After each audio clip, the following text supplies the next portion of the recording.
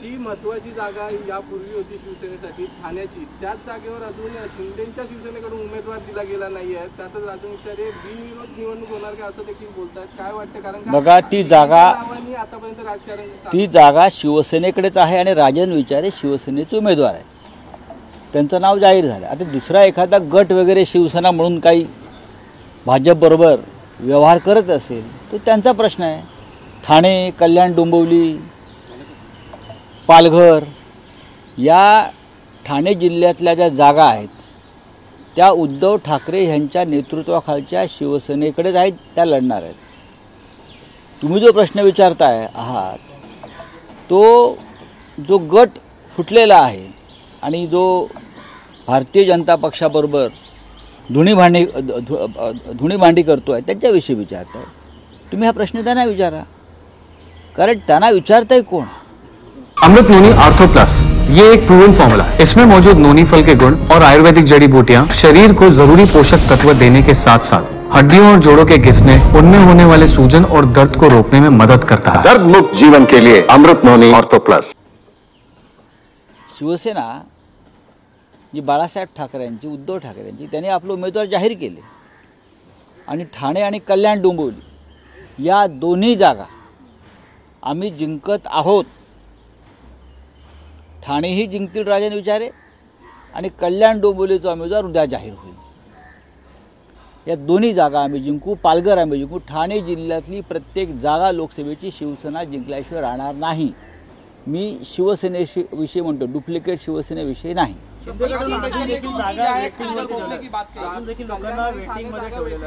काही दिवसांनी तुम्हाला ते दिल्लीत वेटिंगवर आहेतच.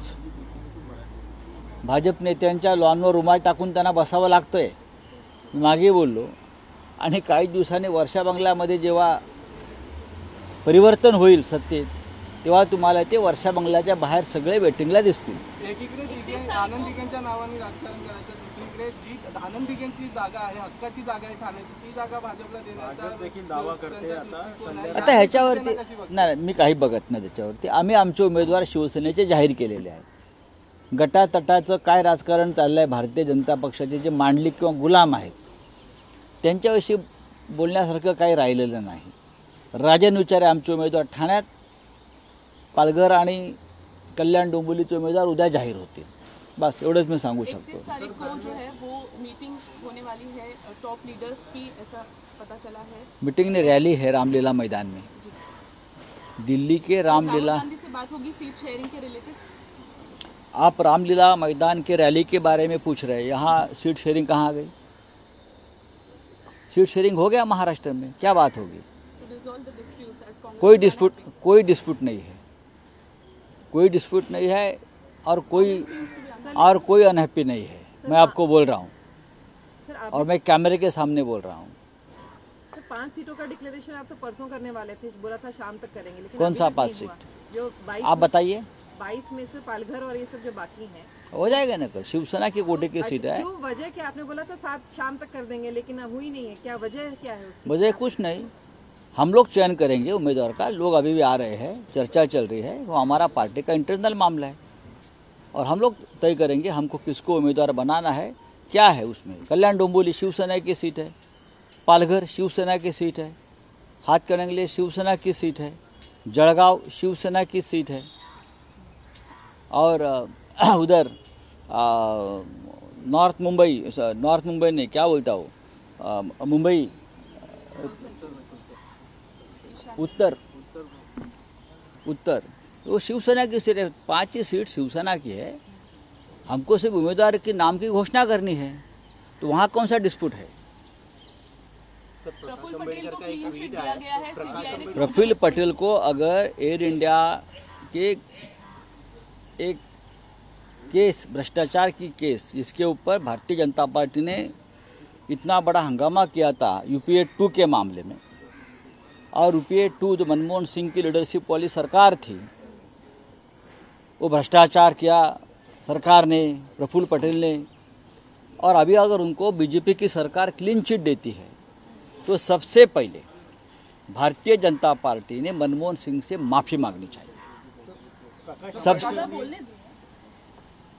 सबसे पहले भारतीय जनता पार्टी, नरेंद्र मोदी हो, अमित शाह जी हो, जिसने जिसने हंगामा खड़ा किया था ये भ्रष्टाचार के खिलाफ, तो सबसे पहले ये लोगों ने मनमोहन सिंह जो प्रधानमंत्री थे उनकी माफ़ी मांगनी चाहिए और बाद में हम बोलेंगे ये क्या है, भ्रष्टाचार है या नहीं है। हाँ, अब इकबाल मिर्चों को भी माफ़ी मिलेगी, पूरे कतार में है लोग। अब हसन मुशर्रफ को माफ़ी मिलेगी। हाँ, सब क्लीन चिट का ही घोटाला है ना ये वॉशिंग मशीन में। लेकिन एयर इंडिया के घोटाले के मामले में UPA 2 में जो आरोप आपने किए थे बीजेपी ने, तो आपने जाहिर तौर पर माफ़ी मांगनी चाहिए मनमोहन सिंह साहब की। सर, आज इंडिया ब्लॉक के लीडर जो है वो उन्हें मीटिंग में नहीं बुलाया जाता था और बार बार उनसे झूठ बोला जाता, खंजीर खोजने का काम जो बात ऐसी है, आप सबको मालूम है, आप सब देखते थे, ट्राइडेंट हो, फोर सीजन हो या और जगह पे हो, हम सभी को बुलाते थे। आपने अंबेडकर साहब को भी नोटिस किया है, उनके डेलीगेशन को भी नोटिस किया है, बातचीत भी हो गई है, उनको सीटों का प्रस्ताव भी दिया है। और क्या हो सकता है, और क्या हो सकता है। महाविकास आघाड़ी गठबंधन में जब चर्चा होती है तो एक दूसरे के साथ चर्चा होती है, और हम आज भी ये चाहते हैं की आंबेडकर साहेब हमारे साथ रहे।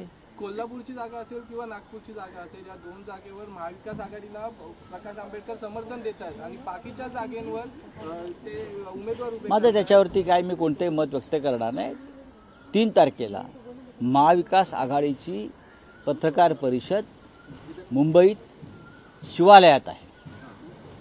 त्यात माननीय शरद पवार साहेब, माननीय उद्धव ठाकरे साहेब, काँग्रेसकडून बाळासाहेब थोरात, नाना पटोलेजी, पृथ्वीराज चव्हाण आणि इतर सगळे घटक पक्ष, CPI, CPM, शेतकरी कामगार पक्ष, आप हे उपस्थित राहतील।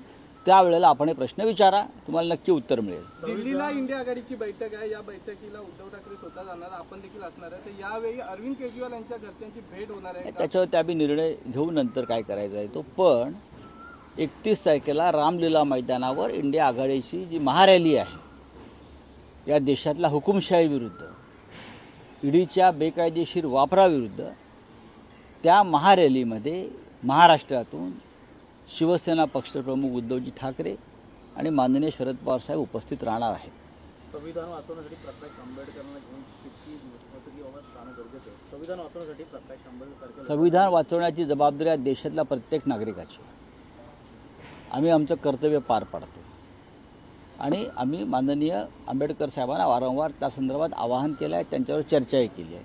आम्हाला खात्री आहे की संविधानाच्या पाठीत खंजीर खुपसणाऱ्यांच्या बाजूनं प्रत्यक्ष किंवा अप्रत्यक्षपणे ते उभे राहणार नाहीत।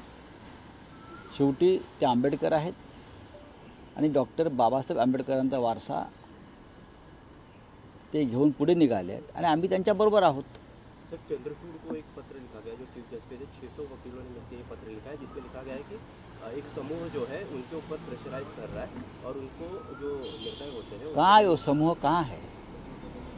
जब देश के वकील दिल्ली में EVM के खिलाफ आंदोलन करते हैं, हाँ, सैकड़ों वकील सड़क पर उतरते हैं, तब ये 600 वकील कहाँ थे? जब किसानों की हत्या होती है सड़क पर, हाँ, तानाशाही खुलेआम दिखती है, तब ये वकील कहाँ होते हैं? इलेक्टोरल बॉन्ड के माध्यम से इतना बड़ा भ्रष्टाचार हो गया, तब ये वकील कहाँ होते हैं? जिस तरह से एक्सटॉर्शन का रैकेट, हाँ, ईडी चलाती है ऐसा आरोप चल रहा है, तब ये वकील कहाँ चुप बैठते हैं? कहाँ चुप बैठते हैं? जब इस देश का मुख्य न्यायाधीश भारतीय जनता पार्टी के मदद से राज्यसभा में जाता है, सुप्रीम कोर्ट के न्यायाधीश राज्यपाल बनते हैं, चाहे कमिश्नर बनते हैं, तब हमारी न्याय व्यवस्था खतरे में नहीं पड़ती। उनके ऊपर जवाब दीजिए। सर, प्रकाश आंबेडकर ने आपका ही नाम लिख के जो एक ट्वीट किया जिसमें आपके ऊपर खंजर भोगता हुआ ऐसा दिखाया है। देखिए, हमारी लड़ाई है संविधान के पीठ में जो खंजीर खुपसने वाले लोग हैं उनके खिलाफ है। हमारा कोई, जो प्रकाश जी बोलते हैं मेरा कोई उससे संबंध नहीं है। हम लोग एक साथ बैठे हैं, एक साथ चर्चा की है, उसमें सभी पार्टी के लोग शामिल थे। 5 सीटों के ऑफर हमने उनको दिया है, प्रस्ताव दिया है, अब उनके ऊपर है।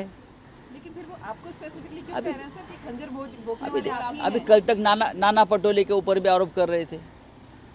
अब मैं क्या बोल सकता हूँ, लेकिन मुझे पूरा विश्वास है संविधान के पीठ में जो खंजीर खुपस रहे हैं उनके साथ प्रकाश आंबेडकर साहब नहीं रहेंगे, डायरेक्ट और इनडायरेक्ट।